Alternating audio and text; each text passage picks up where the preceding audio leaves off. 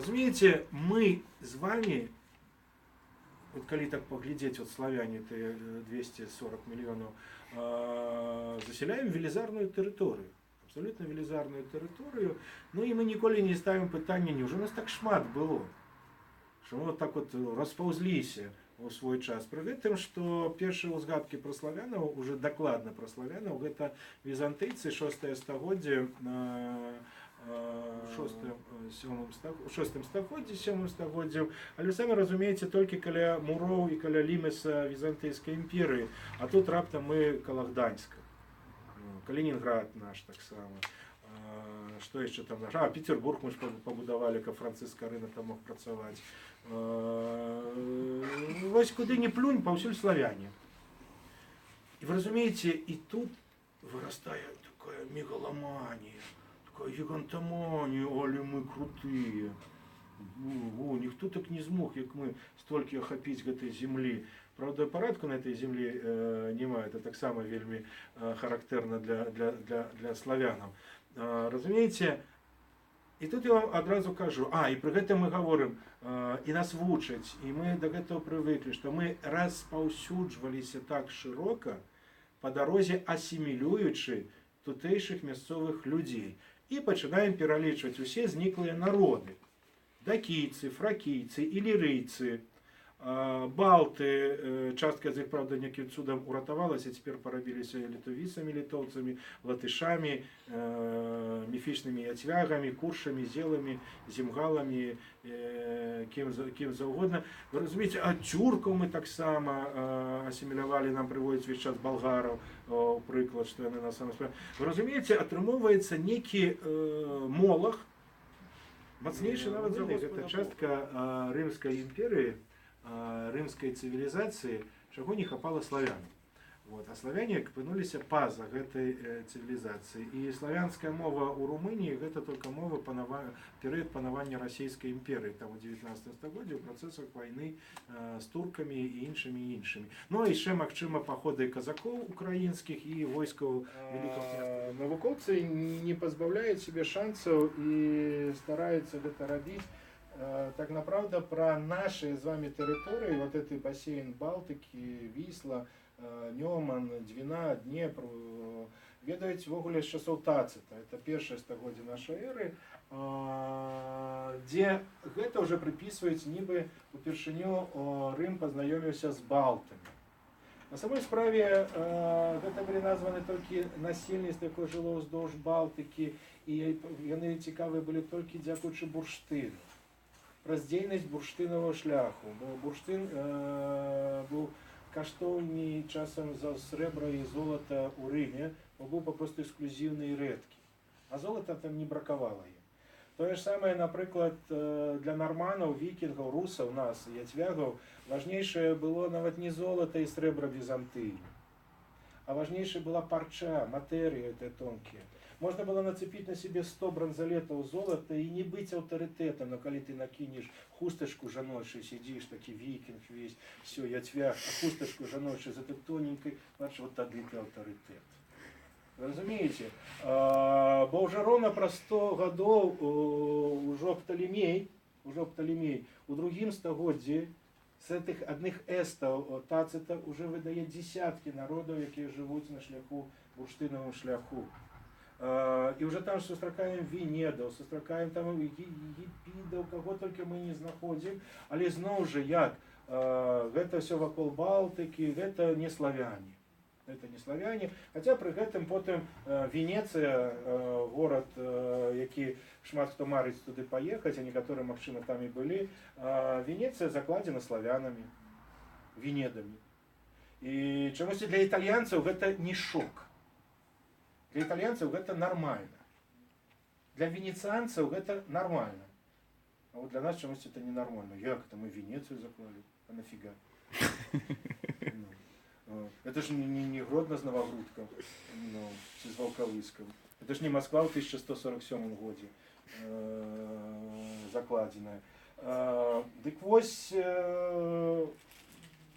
яны пры гэтым зверніце ўвагу. Немцы славянаў называюць венден. У эстонцаў, у фінаў Венус, Венесус это славяне таксама. То есть, карацей, зноў жа, мы зараз з вами говорим, ну, той же эстончык, чухонец, альбо той же фін, ён не ведаў, што перад ім стаіць славяні. Он хутчэй за ўсё ведаў, што перад ім стаіць венецанец. Только не з той Венецыі, а толькі той, хто жыў побач з ім. Венет. Толькі этот Венет хутчэй за ўсё славянізаваўся, а не быў славянінам па генетыке.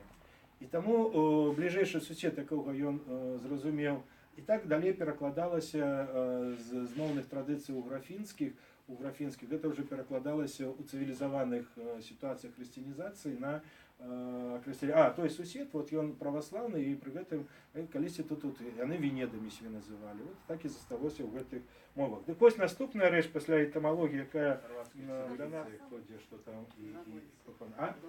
глаголіцы, прабачце.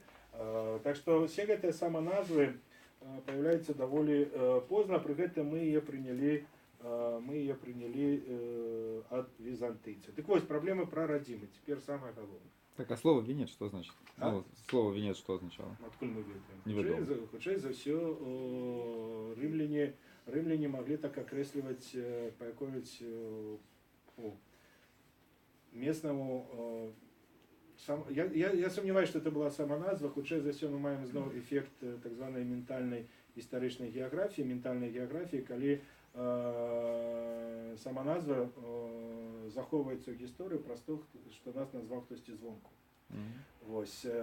Думаю, что справа в тым, что мы ж все это конструируем на подставе пісьмовых крыніц, а пісьмовыя крыніцы яны напісаны рымлянінам.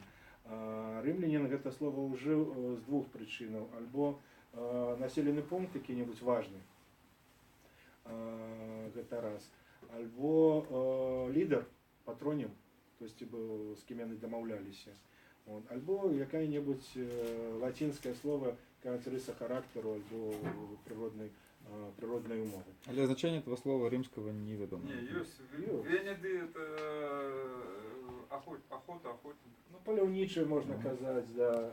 Греки называли славяне, римляне называли венеды. Вот. Дык вось самое важнейшае цяпер гэта праблема, конечно, прарадзення. Раз нас так шмат і так доўга, і раз мы па дарозе асімілявалі такую вялікую колькасць людзей, то значит, мы адкульсьці павінны былі пайсці.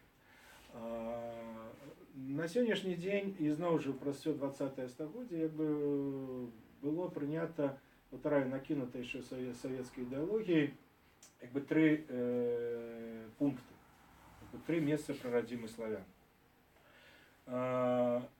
Прыпецкая, сярэднядніпроўская, больш за ўсё акцэнтавалі ўвагу моваведы, Растфаровский, Фасмер, Филин, этнограф Машинский. И вот гэта вот прошу вас больше за все звернуть увагу и так, закодовать себе в голову. Наступное это Висла Одерская.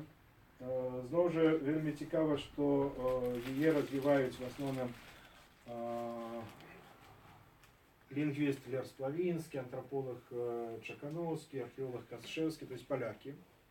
І паўстае яна пасля Другой сусветнай вайны, калі трэба было даказаць, і было паспяхова даказана, што немцы гэта нізшая раса, а славяне это высшая раса, і таму все як бы стваралі славяне, а гэтыя дзікія немцы все жыццё нам толькі псуюць і марнуюць і зніштажаюць. Ну і трэцяя такая кампрамісная, широко от Одера до Днепра и от Балтыки по дороге асімілюючы балтаў, дайшлі аж до Пскова і Новгорода, і таким чынам 7, 8, 9, 10 стагоддзе вось тут шляхам гэтай міграцыі на беларусы раптам прачнуліся славяне. І з пыхай надалей себе за гэта вельмі любіць. Ну, я таксама, дарэчы, за гэта себе люблю. Больш таго, В 80-х годах даже трошки прибіты віз не задавальняў, тады учыталіся ў словы не Бібліі, а летапісу.